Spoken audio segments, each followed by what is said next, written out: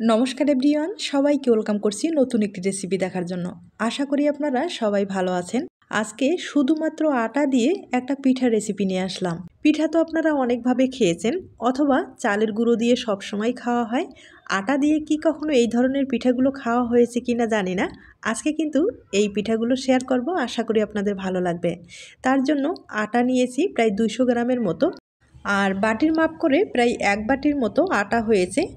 আর ওই বাটির মাপ করে কিন্তু আমি 4 বাটির মতো জল দিয়ে দিব। তবে এই ধরনের রেসিপিগুলো জলের মাপটা কিন্তু একটু বুঝে শুনেই দিতে হয়।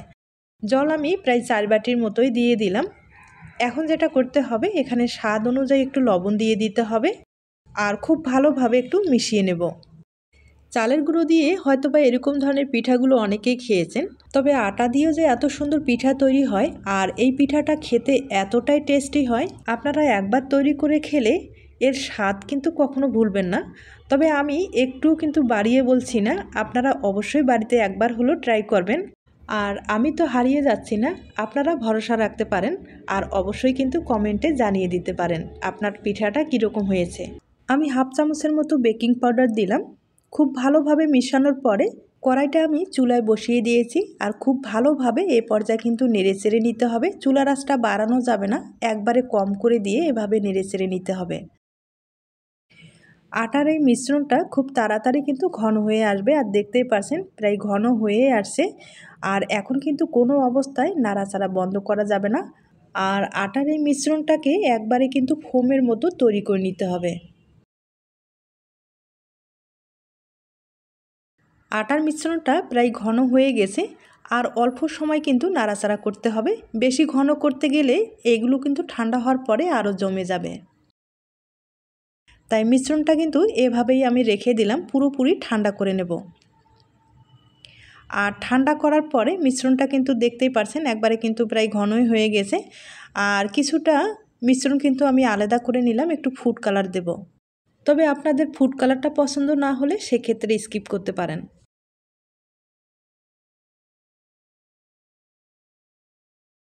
আমি ফুড কালারটা প্রায় ভালোভাবেই কিন্তু মিশিয়ে নিলাম। এখন ডিজাইনটা তৈরি করে দেখিয়ে দিচ্ছি। ডিজাইনটা তৈরি করার জন্য অবশ্যই কিন্তু প্লাস্টিক ব্যবহার করতে হবে, আর প্লাস্টিকে হালকা করে একটু তেল লাগিয়ে নিতে হবে। আর লাগবে সিরিঞ্জ। এই সিরিঞ্জের সাহায্যে কিন্তু পিঠাগুলো আমি তৈরি করে নেব। তবে আপনাদের ঘরে সিরিঞ্জটা না থাকলে প্লাস্টিক তো নিশ্চয়ই আছে, মোটা ধরনের একটু প্লাস্টিক হলে ভালো হবে। আর প্লাস্টিকে হালকা করে কয়েকটা ছিদ্র করে নিতে হবে।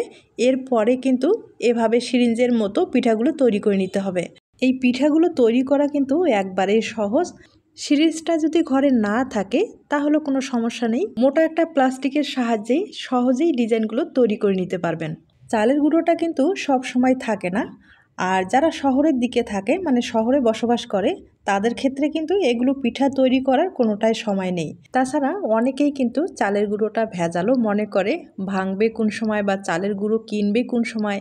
এতটা সময় দেওয়ার কোনো দরকার নেই। আমি যেটা মনে করি, ঘরে যদি একটুখানি আটা ময়দা থাকে তাহলে কিন্তু খুব সহজেই এই পিঠাগুলো আপনারা তৈরি করে নিতে পারেন। আর একবার একটু বেশি করে তৈরি করে আপনারা বছর জুড়ে সংরক্ষণ করে খেতে পারবেন। আমি 4টা পিঠা তৈরি করে নিলাম। একইভাবে আমি আরও কয়েকটা পিঠা তৈরি করে দেখিয়ে দিচ্ছি। তবে এই পিঠাগুলো আপনাদের যদি রৌদ্রের ব্যবস্থা থাকে তাহলে কিন্তু খুব ভালো হবে।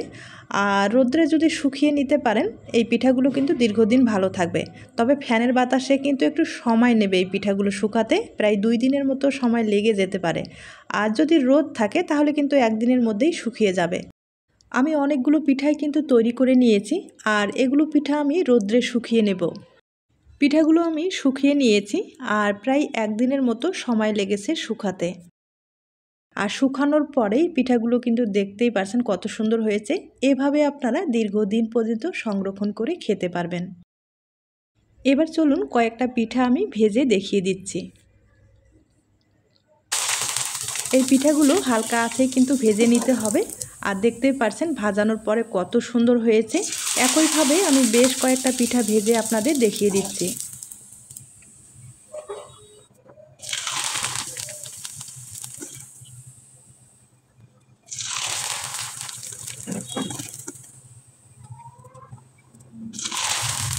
আমি কিন্তু অনেক কয়েকটা পিঠাই ভেজে নিলাম, আর ভেজে নেওয়ার পরে দেখেন পিঠাগুলো কত সুন্দর হয়েছে। এই পিঠাগুলো দেখে মনে হচ্ছে না কিন্তু এগুলো আটা দিয়ে তৈরি করা হয়েছে। এখন আপনাদের ভেঙে দেখিয়ে দিচ্ছি। আজ তাহলে এখানে শেষ করলাম। নতুন রেসিপির জন্য সবাইকে আমন্ত্রণ রইল। সবাই অনেক বেশি ভালো থাকবেন, সুস্থ থাকবেন এবং নিরাপদে থাকবেন। নমস্কার।